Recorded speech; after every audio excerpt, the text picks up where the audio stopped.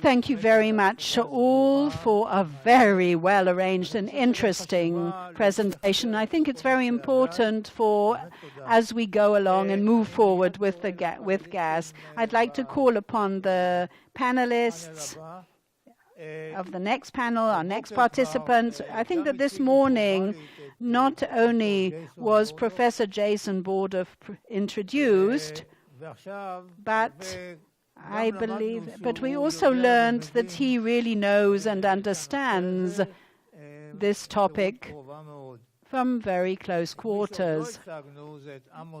But Amos Hochstein was not introduced, who is responsible for all energy issues in the State Department. And now I'm going to say something personal about him. I have known him for the last 4 or 5 years, wherein we dealt with a very sensitive issue that we have not concluded as yet. It's still in the pipeline. I have left it somewhat, but it leaves Amos at least another 25 years more of activity vis-à-vis this. But Amos has also been working and dabbling in other issues, and Gideon Tadmor said something about the assistance, the aid of the United States.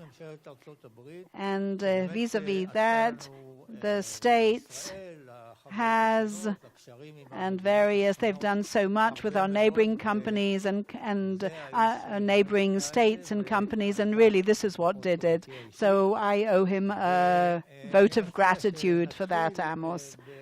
And now let us actually start with a presentation by both of these speakers.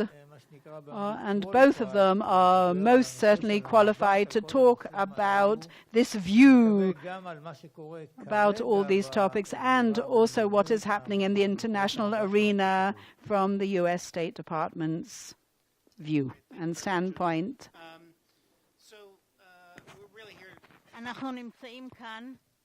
We're here to hear from Amos, and I'm really grateful to Amos for traveling from D.C. to be with us at this conference today. Many of you know him. He is the United States' top energy diplomat, the Special Envoy and Coordinator for International Energy Affairs at the new Energy Bureau that I mentioned this morning in my remarks, the State Department created under Secretary Clinton. I think one of the really among the most significant things the Obama administration did to promote energy security and U.S. engagement globally on energy issues. Before that, he was the Deputy Assistant Secretary in that Bureau for Energy at the U.S. Department of State when that office was led by Ambassador Carlos Pascual, who is now a fellow at Columbia University's Center on Global Energy Policy.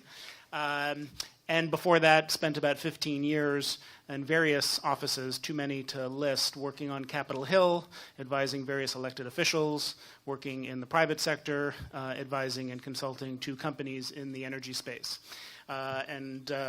I've been really fortunate to have had him as a colleague in the administration and as a friend. I've learned a huge amount from Amos, and I think the United States and Israel and all the countries in the region are really lucky that he's in the position that he is in now.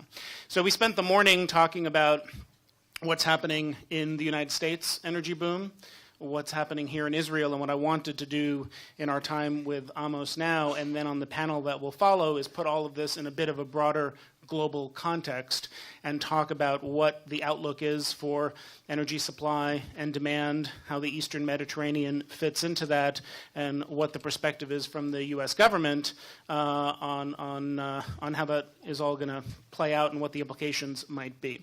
So I thought just to start, I would ask Amos to sort of speak for 10 minutes or so to give his perspective on what's happening here, what the implications are, what the importance is, what some of the challenges might be, and how those are going to be impacted by different trends we see in the global energy space right now and in the energy markets.